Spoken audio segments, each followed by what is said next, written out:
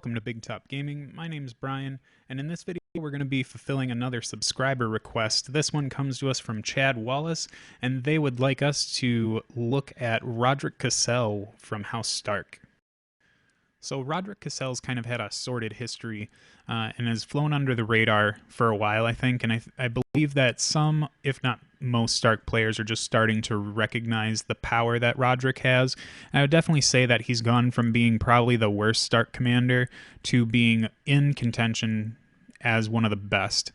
He's easily in that conversation, top 3 for sure.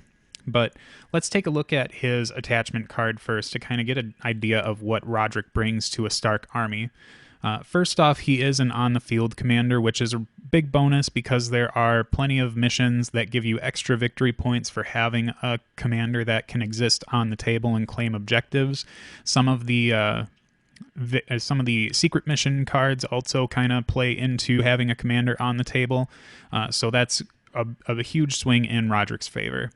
But the first order that he has, or ability, is the Order Mark Target. This triggers at the start of a friendly turn, and one enemy in line of sight and long range becomes vulnerable. And that's really helpful with the next ability that Rodrik brings to his unit. It's called Expose Opening, and this just means that when targeting any vulnerable enemies, Rodrik's unit can reroll any misses. So it works out quite well for him in terms of his game plan because you can start any friendly turn to throw that vulnerable token down, and then you've got the rest of your activation, whether it's with Rodrik's unit or not, to deal with the rest of whatever it is you're trying to do, including making sure that Rodrik can do rerolls. So let's boogie on over to the tactics cards that Rodrik brings, and this will kind of give you more of an idea of why he does what he does. The first one is Martial Superiority. This triggers when an enemy unit attacks.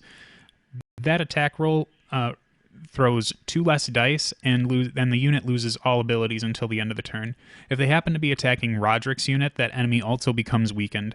So this is a really legit card. It's extreme hard control for Starks, which you don't really see a whole lot outside of maybe Winter is Coming, and maybe in a few other commanders, but for Rodrik, this card just screams control. It also is extremely protective for his unit, because given what Rodrik does, people are going to want to go after him. So when they charge that unit, you're just making it extremely less impactful for him because they're losing all their rules. That includes things like Lance, and then they're rolling 2 less dice on that, and on top of it, they're getting weakened. So this is just a great card to protect any unit that you happen to have, especially Rodrik's. The next one that comes up is Combat Prowess. This card triggers when a friendly unit attacks or charges a vulnerable enemy. Until the end of the turn, the defender loses all abilities, and opponents may not play tactics cards. If you happen to be targeting Rodrik's unit with this card, the defender also becomes panicked. So this is another one that's kind of got a bit of a control-y feel, but it's also quite aggressive too. If you're looking at units like you happen to be opposing against some Tully Sworn Shields or something, you're going to take away their ability to block D3 hits, or any other strange defensive ability someone might have, like Lannister Supremacy, just anything really that could attack you back.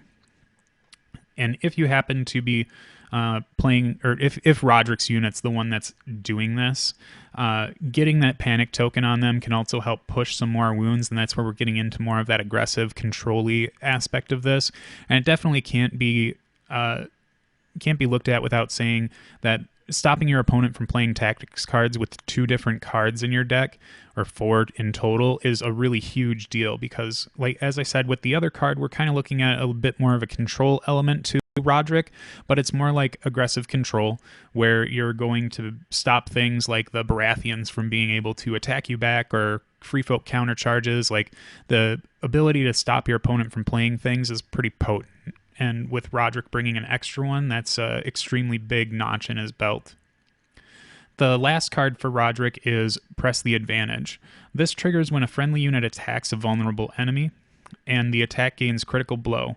If it targets Rodrik's unit, the crit blow goes off on a 5 instead of a 6. So there's no real control element to this, but again, it's just more aggression for him. When we look at putting it on Rodrik's unit, he's kind of like the all-star. Not so much like how Edard is the all-star of his list, but everything that Rodrik does, it does better if it's focused on him. So getting a unit getting a regular unit to have crit blow is a big deal, just to try and throw some extra dice. I mean, with most of the Stark numbers, we'd be looking at getting at least 1 to 3 6s, like on average. But when you take that to a 5+, we start looking at putting Rodrik in some big attack number units, and that's going to really crank up the output of that unit if we can rely on a lot of those 6s. And if we go back to his attachment card, being able to reroll against a vulnerable enemy is a really big deal for this as well, because you don't have to wait until you charge. And there's another really cool element to this that we'll get into soon. So I want to take a moment just to mention what's kind of made Rodrik come into the discussion of being one of the more strong or strongest commanders in the Starks.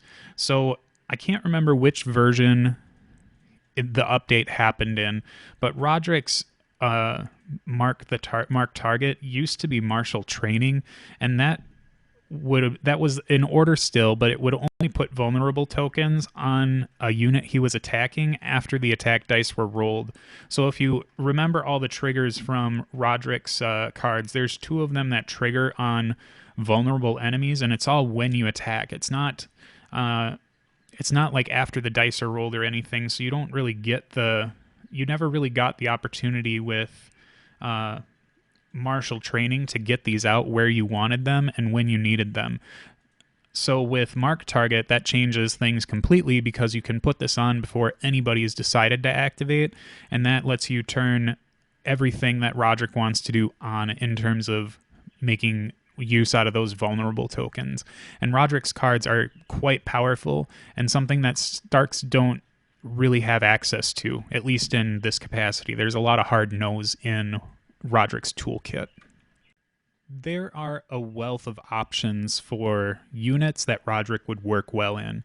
He wants to be in a unit that's got high attack numbers, can sustain well, and at least can survive decent to make sure that he sticks around for the long haul, with all of his cards doing better off of being played on him. But instead of looking at something like the Sworn Shields that'll exist for a long time, or the Berserkers, which just get better as they start losing ranks and getting more value out of things like the Press the Advantage, I've decided to throw Rodrik into what I think a lot of people would consider like his home unit right now, and that's the Stark Bowmen. The Stark Bowmen also recently got a nice update, and when I say recent, I mean within the last couple updates. But they end up throwing more dice on their shots. They used to have a little bit more of a decaying attack stat, so when they're shooting, they throw 8/8/4 that hit on 3s instead of what used to be 4s. So this was a huge bonus to this unit, and in terms of getting the most out of the attacks with Rodrik hanging around, getting 8 dice for your first 2 ranks being up is a really big deal for them. One of the other really great things about the Bowmen, outside of just ignoring line of sight to other targets and regardless of units that are around them or blocking terrain, they also got an ability that is attached to Arrow Volley that just says when the defender fails their panic test, they become weakened and can't use orders that turn. So if we think about what Rodrik does again with those tactics cards, there's a lot of control to them, and we did have one card that can put out panic tokens on an enemy as well. So if we're using Rodrik's unit to shoot, not only are we getting the vulnerable token for the activation to push more wounds, but if they fail the panic test that we would get from the tactics card that we play they fail the panic test because we have the panic token from the tactics card that we play, they're also going to get weakened and can't use their orders for a while. So this is a pretty decent unit to put down some really oppressive control on your opponent's units that want to come after Rodrik. So the other thing that's also like worth mentioning, but probably not the biggest deal in the universe, is that there is one of the secret mission cards that gives you a boatload of points if you have one of each condition token on a unit. This can do it in almost one activation. So it's a nice thing to think about if you ever start playing with the secret missions. But I think Stark Bowmen seem like a perfect unit to take advantage of in terms of putting Rodrik on them. I think they're, with only being 6 points, it's a good option and lets you open up a lot of other points elsewhere when some commanders might want a little bit more of a pricey unit to go into. Next up, I've decided to kind of lean into the vulnerable business that Rodrik's kind of kicking around. I'm bringing 2 units of Housebolt and Cutthroats, mostly because they're aggressive, extremely aggressive. For 5 points, they're throwing 8 dice, and their decay isn't that bad. It goes 8, 6, 4. They're hitting on 3s. Their defensive stats are not the greatest in the universe, but having Spiked Mace really means that your opponent's kind of going to get into this corner where no matter what, if you've got your 2 units, you're going to get another vulnerable token out on someone, and these guys can do a lot of work with that vulnerable token because, first of all, they're aggressive, throw a ton of dice, hit accurately, but then they're also vicious.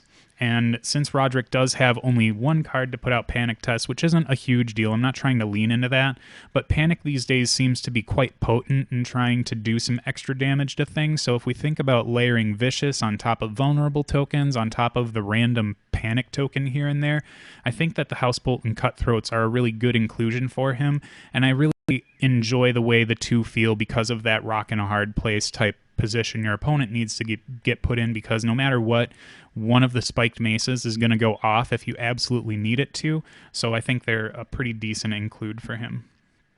Next up, we're going to bring just a really inexpensive option with Sworn Swords. Sworn Swords are great. We get Stark Fury is a fantastic ability, and I think I've said it before, but I do believe that the Stark Sworn Swords are probably the best unit in the game point for stats. They save decently. They've got a decent morale. They crank out a ton of damage with an ability that isn't tied to an order or anything. So I think that Stark Fury is one of the few things that you could really effectively strip off of this unit, or at least stop with any cards or anything like that. Also, double triggers don't happen with them either, so you don't have to worry about stacking orders and tactics cards.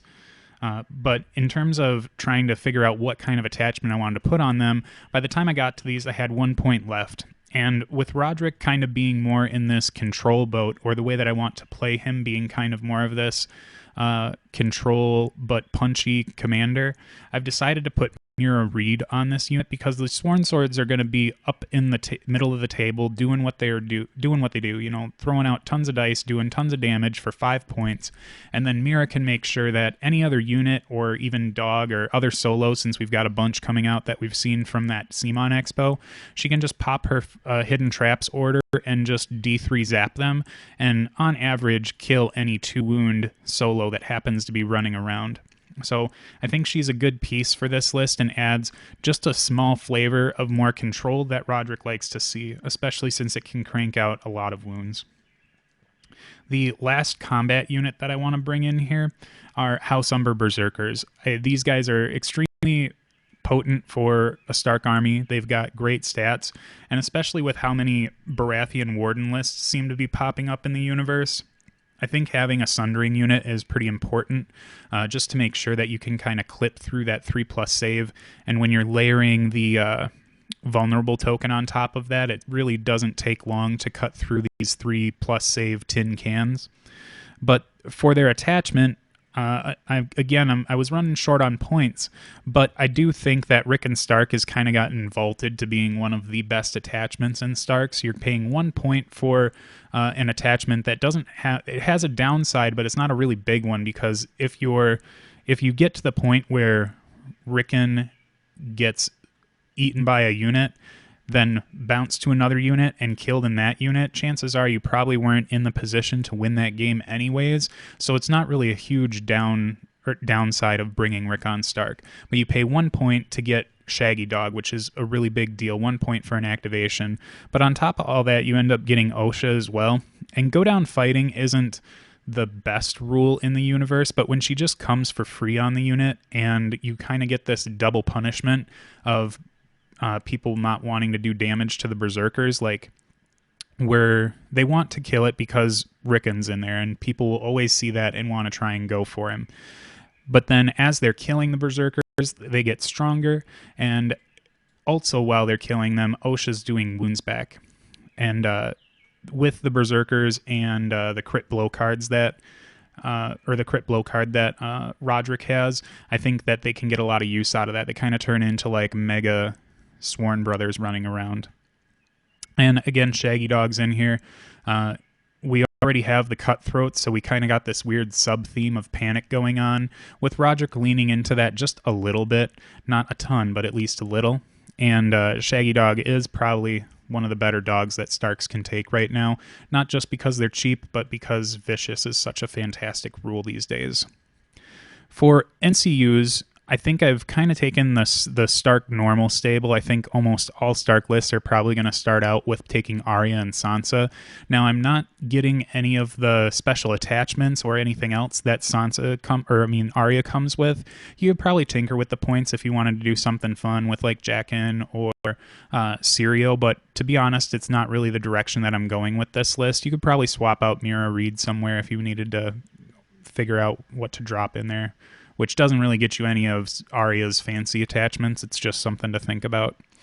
But she's also nice because using her to get one of your Vicious units to move up further and get on maybe the flank of someone, then you're looking at putting your charging Housebolt and Cutthroats with pseudo Sundering and like Super Vicious at neg 3. So I think that her ability is quite powerful for this list, and 3-point NCUs, the biggest bonus of playing Starks outside of having probably the best tactics deck in the game is having the probably the best 3-point NCUs you can have access to. Well, mostly that you get 2 of them, which is a big deal. And a lot of Rodrik's cards are, like I said earlier, extremely powerful. So when you play one, using Sansa to bring that back and just kind of control your opponent even more makes it so it's quite difficult for your opponent to get out of any position that you're trying to put them in. I did have 4 points left, and if you want to, you could take out this third NCU and pour more things into the combat units, whether that's attachments or just adding a new unit or upgrading one. It's your call, really, but I think that since I've made a list that is so vulnerable, like there's nothing in here that really survives. We don't have great morale stats, we don't have great armor saves, and some of our units even want us to be taking wounds off of them. So I've added Catelyn Stark to just kind of keep up that aggressive pressure, because units like Housebolt and Cutthroats going down to 1 rank but still being 8 dice dangerous are not something your opponent can ignore. So they're going to take these small units and try and completely wipe them in order to make sure that you're not able to use them to their full capacity because Catelyn's around. Additionally, making sure you get some of the panic tokens off of your own units is going to be good for you as well. Even vulnerable sometimes, if you get lucky and throw your like 4 or 5 pluses, having a vulnerable token happen to re-roll those just kind of hurts. So it's a cool ability that's baked into her, but not the main reason I take her. But again, she's probably more of the wiggle room in this list, but I do appreciate having 3 NCUs when I want to kind of play this more control-y game against my opponent. So those are my thoughts on Rodrik Cassel when it comes to trying to build a list that synergizes heavily with him. And that's typically how I like to build my lists. I don't seem to lean too far into certain aspects. Like, I don't think I've ever really run a spammy list outside of Free Folk. And I guess there was that one time that I ran like 7 Sworn Swords or something like that with Howland Reed. But I do enjoy trying to create harmony between what a commander brings and what the combat units bring, even if it might not be the most efficient thing. But I do feel that this particular Rodrik Cassel list is extremely competitive and powerful, even if you are just bringing some really vulnerable units. If you happen to have a different Rodrik Cassel list that you feel like kind of leans into that competitive aspect a little bit more while not sacrificing too much of what he's trying to bring on, leave it in the comments below, because if someone out there is trying to build Rodrik lists and doesn't quite like what I've presented to them, having extra lists in the comments can really help them, so it's kind of like folding more help into the community itself.